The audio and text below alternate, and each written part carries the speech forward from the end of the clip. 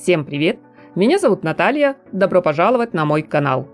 Сегодня, друзья, я хочу предложить вам к просмотру коллекцию осень-зима 2023-2024 от известного британского модного дома Alexander McQueen. После трехлетнего перерыва бренд вновь покоряет подиум французской столицы, став участником марафона недели моды в Париже.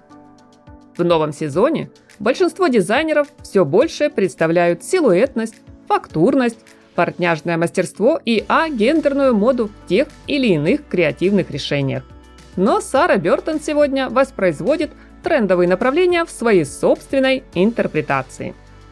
Кроме внедрения общих модных тенденций и обращения к архивным наработкам дома Alexander McQueen, она бросает вызов обществу, задавая вопрос о совместном, смешанном между собой существовании мужского и женского. Причем не только идейно, но и стилистически, где в модных образах взаимно отражены устоявшиеся правила и каноны. То есть, когда женская линия вдохновлена мужскими костюмами, объемными пальто и макси-сайзом, а мужская – топами без бретелек, узкой силуэтной талией и объемными рукавами. Так что мы получаем по итогу? Начиная просмотр новой коллекции, я даже слегка оробела и была озадачена. Уж слишком много мне показалось в женских ансамблях маскулинного, строгого, с четкой формой. Ну все, думаю, эмансипе захватили модный мир. Нет, я, конечно, за равные права и считаю, что каждый может быть тем, кем хочет, и делать то, что нравится. Но вот как-то ждала я от Сары Бёртон чуть более мягких образов.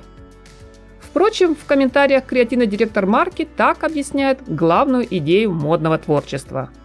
Это было изучение анатомии. Анатомии пошива одежды, анатомии цвета. Дизайнер утверждает, что исследует красоту через безупречный пошив в нашем довольно небезупречном современном мире. Поэтому то, что мне показалось строгостью, на самом деле мастерство кроя, где четкость линий, пропорций доведена до абсолюта. А маскулинность в женских ансамблях, со слов Бёртон, это классика, вывернутая наизнанку. Силуэтная анатомия вещей. Французская строгость во всей красе. Такие и подобные им отзывы о новой коллекции звучат сейчас на просторах инета. Но я совершенно уверена, друзья, у вас тоже получится увидеть здесь что-то свое, особенное. Потому что истинный замысел художника раскрывается только в глазах зрителя. Со своей стороны я хочу отметить несколько интересных моментов, которые уже озвучены в трендах на холодный сезон. Во-первых, вещи-обманки. Например, офисные рубашки под маркой Alexander McQueen визуально кажутся изготовленными из белого, будто хрустящего хлопка. А по факту это тонкая и мягкая телячья кожа. Тренд номер 2 – одежда с узором в мелованную полоску.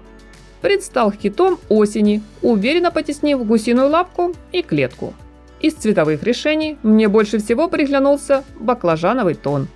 Красивый, глубокий, он, помнится, был особенно популярен лет 10 назад.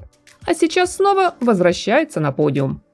Выглядит дорого и хорошо сочетается с приглушенными оттенками.